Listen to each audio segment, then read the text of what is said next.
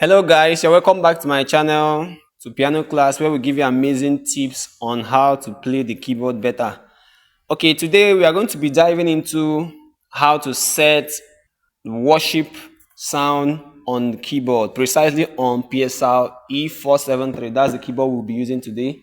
So the first thing you want to do is to turn on your keyboard straight from the power button.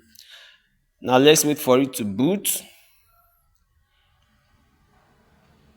Okay, now you see the default voice on the keyboard on PSL E473 is live concert grand piano. That's the default voice, and I'm going to be using the live concert grand piano because I feel it sounds more refined than the second voice, which is most commonly used in churches today, which is grand piano.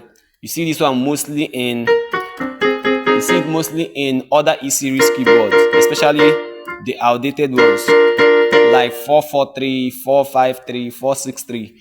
But why the PSR E473 is unique is that it gives you some features of the SX series. So I'll go back to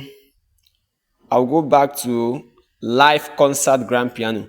That's the voice I'll be using. Now for my dual voice, I'm gonna do this. I'll hold the shift button.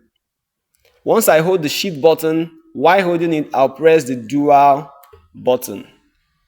Okay, once you do that, it will bring you to an interface where you have the dual voice. Now, if you look at the screen, you notice that strings is the default dual voice of live concert grand piano on PSR E473.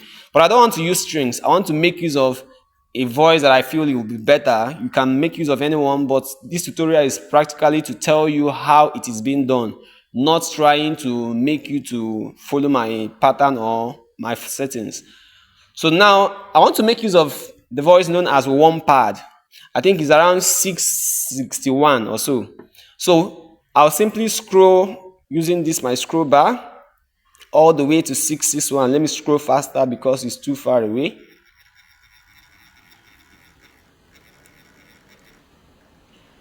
Okay, there you have it, one pad. Now this voice is very good for dualizing live concert grand piano. Now as it is, the sound of the one pad will not come out because I have not initiated it, I have not activated it. So before I do that, I will need to increase the volume because one pad is a voice that its volume is always very low. It's just like Anna voice. So I will increase the volume of the one pad by doing this. To do that, I'll press the function button.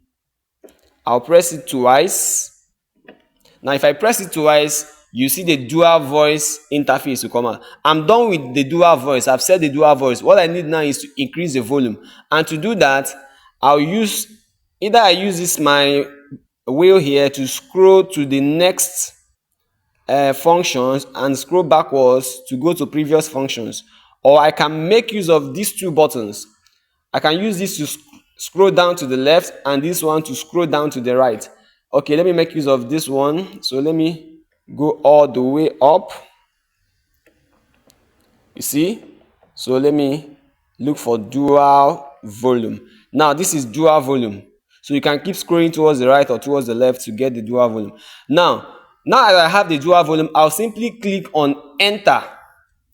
I'll click on enter button. Once you click the enter button, you see that a number will appear beside the dual volume, showing you that it can now be increased or decreased.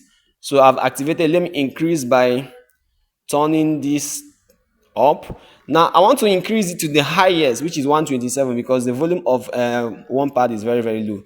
You can keep your own at 100, you can keep your own at 110 depending. Okay, so now after that, the next thing I'm going to do is to click enter. Once you are done with settings on a particular function, you click enter to deactivate that function. So I'll click enter button, and once you click it, you see that number has disappeared. Now I can scroll back down to the next function, but I'm not doing anything over to this side. So let me go down to the next function I want to increase. Now is release, M release. The M release is where you increase the sustain of the main voice. Now I'll still click enter to activate it. The number has appeared. Now I can increase I want to also increase this to the highest because live concert grand piano has a very low sustain capacity. It's not, you can't compare it to that of the grand piano. So now it's at 127. I'll still click enter to deactivate it, to go out from the functions. So now let me go down. I can go down to my transpose if I want to. If you want to transpose, once you go to transpose, you click on enter button to activate it. You can still use this bar to increase or reduce. Now let me make it -4. Let me make it that's C sharp, because I'm going to be playing on key F. I'm going to be playing on key F. So now, after that, remember that the dual voice has not been activated, because if you look at the screen, it is not indicating that a dual voice is on. So to activate it, I'll simply come down to dual and now click on it just once. You don't need to hold shift now, and you see the dual function has been activated. So now this is how it sounds.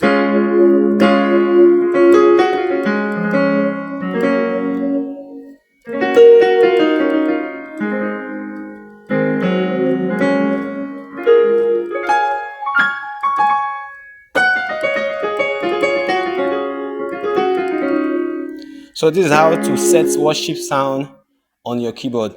Please, if you like this video, do subscribe and share and comment. Tell me the next thing you want us to dive into, and I'll see you in the next one.